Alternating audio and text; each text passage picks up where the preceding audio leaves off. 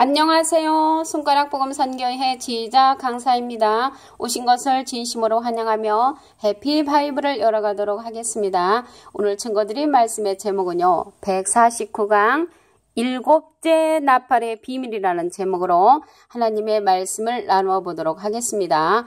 일곱 나팔이 아니고요. 일곱째 나팔입니다. 그래서 일곱째 나팔은 계시록에 보시게 되면은 일곱째인 일곱 나팔, 일곱 대접이 나오는데요.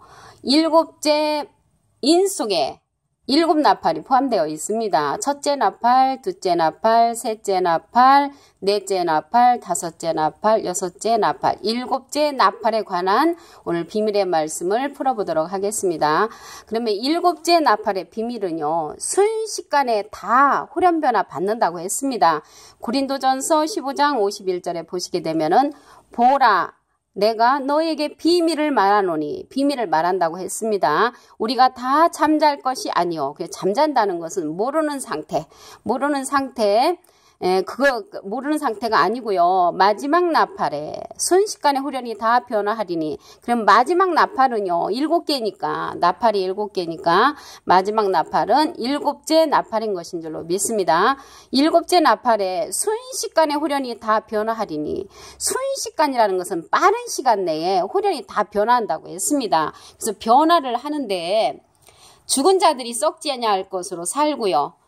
변화하는 자들도 있다는 것이죠. 고린도전서 15장 52절을 보시게 되면은 나팔 소리가 나매 일곱째 나팔 소리가 나면 죽은 자들이 썩지 아니할 것으로 다시 살고 죽은 자들은 썩지 아니할 것으로 다시 살고 우리도 변화하리라. 그래서 변화하는 사람은 살아있는 사람은 변화를 하고 죽은 자들이 썩지 아니할 것으로 다시 산다고 말을 했습니다. 이때가 언제냐면은 일곱째 나팔이 불게 되면은 이런 사건이 일어난다고 했습니다.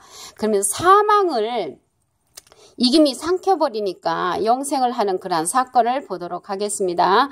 고린도전서 15장 54절을 보시게 되면은 이 썩을 것이 썩지 아니함을 잊고 사실 우리의 육신은 썩을 수밖에 없지요. 썩지 아니함을 잊고 이 죽을 것이 죽지 아니함을 입을 때에는 사망이 이김에 삼킨 바 되리라고 기록된 말씀이 응하리라. 그러면 사망이라는 것이 있는데 그 사망은 이제 죽음이잖아요. 죽음이 이김에 삼킨 바 되리라고. 이게 무슨 말씀이냐면요. 사망이 있는데 그 이김이 와서 그 사망을 삼켜버린다는 것이죠. 그래서 이김이 사망을 삼켜버리니까 죽음이 없는 것이잖아요. 그 영생한다는 그러한 말씀이 응하리라. 기록된 말씀이 응한다고 이렇게 고린도전서 15장 54절에 기록되어 있습니다. 그리고 일곱째 천사가 나팔을 불면은 세상 나라가 그리스도의 나라가 된다고 했습니다. 일곱째 천사의 나팔을 부는 그리스도의 나라를 불게 될 때 그리스도의 나라가 이루어지는 것을 보시겠습니다. 계시록 11장 15절을 보시게 되면은 일곱째 천사가 나팔을 불매 일곱째 천사가 나팔을 부니까 일곱 번째 그 천사가 나팔을 부는 거지요. 하늘에 큰 음성들이 나서 가로되 세상 나라가 이게 세상 나라는요. 한국, 영국, 미국, 일본, 소련, 쿠바, 이란 이런 세상 나라가 우리 주와 그 그리스도의 나라가 되어 그 세상 나라가 그리스도의 나라가 되어 그가 세세토록 왕노릇 하시리로다. 그래서 그리스도께서 세세토록 왕노릇 하는 그리스도의 나라가 온다는 것입니다. 그러면 이러한 그리스도의 나라가 순식간에 이루어진다고 말씀을 하셨고요. 아까 고린도전서 15장 51절에 보시게 되면은 나팔 소리가 나면은 순식간에 후련이 다 변한다고 그랬죠. 근데 순식간에 또 나라가 이루어지는 그러한 내용도 있습니다. 이사야 66장 8절 중간에서부터 보시게 되면은 나라가 어찌 하루에 생기겠으며 하루에 생기는 그러한 나라가 있죠. 민족이 어찌 순식간에 나겠느냐. 그래 하루에 나라가 생기고 순식간에 민족이 이루어진다는 것이죠. 그러나 시온은 그러하는 즉시에 그 자민을 순산하였도다. 그 자민을 순산하는 곳이 시온이라고 했는데요. 시온은 여호와가 택하고 이제 거처를 삼으시고 영원히 쉴 곳이라고 말씀을 하셨습니다. 시편 132편 13절부터 14절에 보시게 되면은 여호와께서 시온을 택하시고 시온을 택하시고 자기 거처를 삼고자 하여 이르시기를. 하나님의 이제 거처를 삼으신다는 것이죠. 이는 나의 영원히 쉴 곳이라. 그래서 하나님께서 영원히 쉴 곳이 시온이라는 것이죠. 뭐 옛날에 그 시온 간장 나오는 박태선 장로가 하는 그러한 시온이 아닙니다. 여기에서 보시게 되면은 다시 한번 보시면 시온은 하나님이 여호와의 거처를 삼고자 하고 여호와께서 영원히 쉴 곳이라고 시편 132편 13절과 14절에 보시면 기록되어 있습니다. 그리고 7째 천사가 나팔을 불면은요, 그 비밀의 말씀이 이루어진다는 말씀이 있습니다. 계시록 10장 7절을 보시게 되면 7째 천사가 소리내는 날, 7째 나팔이죠. 그 나팔을 불게 될 때에 하나님의 비밀이 그중 선지자들에게 전하신 복음과 같이 이룬다고 했습니다. 그럼 여기 하나님의 비밀이 나오잖아요. 그 하나님의 비밀이 뭐냐면 하나님의 비밀은 그리스도를 깨닫게 한다고 하였습니다. 골로새서 2장 2절을 보시게 되면은 이는 저희로 마음의 위안을 받고 사랑 안에서 연합하여 원만한 이해의 모든 부위에 이르러 하나님의 비밀인 그리스도를 깨닫게 하려 함이라. 그래서 하나님의 비밀은 그리스도를 깨닫게 한다는 것이었습니다. 그 안에는 지혜와 지식의 모든 보화가 감춰 있느니라. 그래서 그리스도 안에 모든 지혜와 지식의 모든 보화가 감춰 있다고 했습니다. 근데 우리는 이제 보화 하면은 머릿속에 떠오르는 것이 황금 아니면 돈을 생각하는데, 하늘의 보물 창고를 열면 그러나 황금, 돈이 떨어지는 것이 아닙니다. 무엇이 떨어지는가 보면은 신명기 28장 12절에 여호와께서 너를 위하여 하늘의 아름다운 보고를 열으사, 하늘의 아름다운 보물 창고를 열면 내 땅에 때를 따라 비를 내리시고, 비를 내려주신다는 거예요. 비를. 그러니까 우리는 이제 황금을 내려주시는 줄 알았는데 비를 내리신다고 했거든요.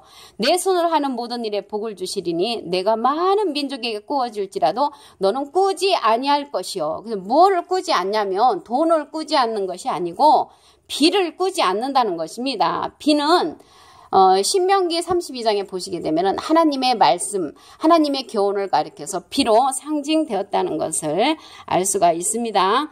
그리고 이제 비밀이 이제 허락된 자가 있고 하나님의 비밀이 허락되지 아니한 자가 있습니다.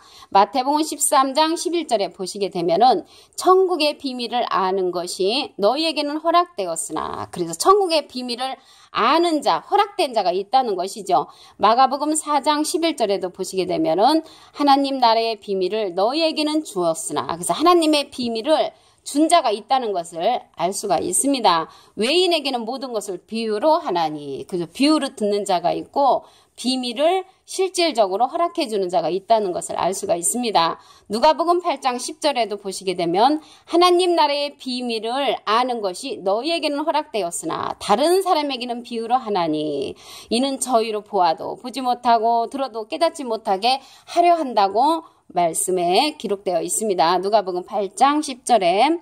그리고 아모스 3장 7절에 보시게 되면요, 주 여호와께서는 자기의 비밀, 하나님의 비밀을 그종 선지자들에게 보이지 아니하시고는 결코 행하심이 없으시리라. 하나님의 비밀이 아까 보니까 골로새서 2장 2절에 보니까 그리스도를 깨닫게 하는 것이라고 그랬죠. 우리가 그리스도를 깨닫게 해야 되는 그 이유는 요한복음 17장 3절에 보시게 되면은 영생은 유일하신 참 하나님과 그의 보내신 자 예수 그리스도를 아는 것이라고 그렇게 말씀을 하셨습니다.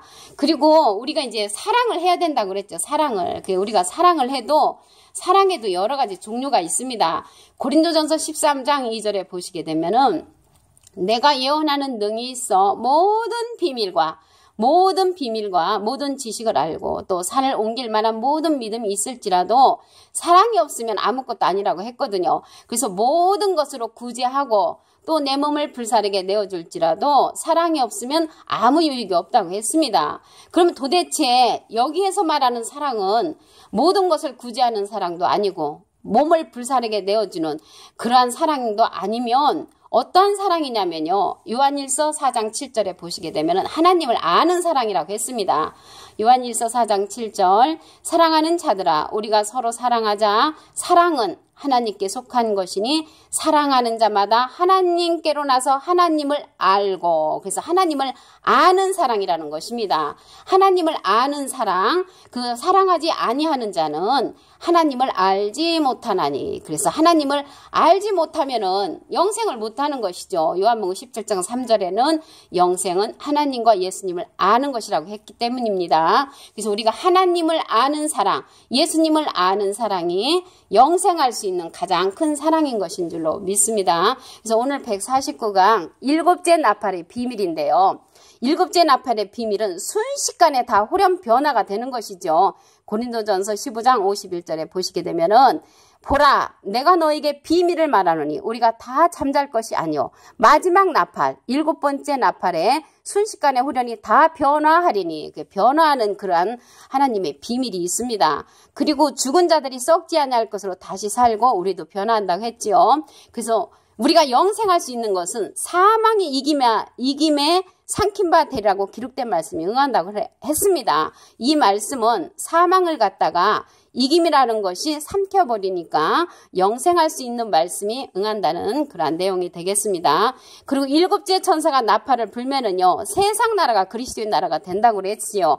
계시록 11장 15절에 보시게 되면은 일곱째 천사가 나팔을 불매 세상 나라가 그리스도의 나라가 되어 이렇게 기록되어 있습니다. 그래서 세상 나라가 그리스도의 나라가 되는 것은 일곱째 천사가 나팔을 불게 될 때 그러한 그리스도의 나라가 이루어진다는 것을 알 수가 있습니다.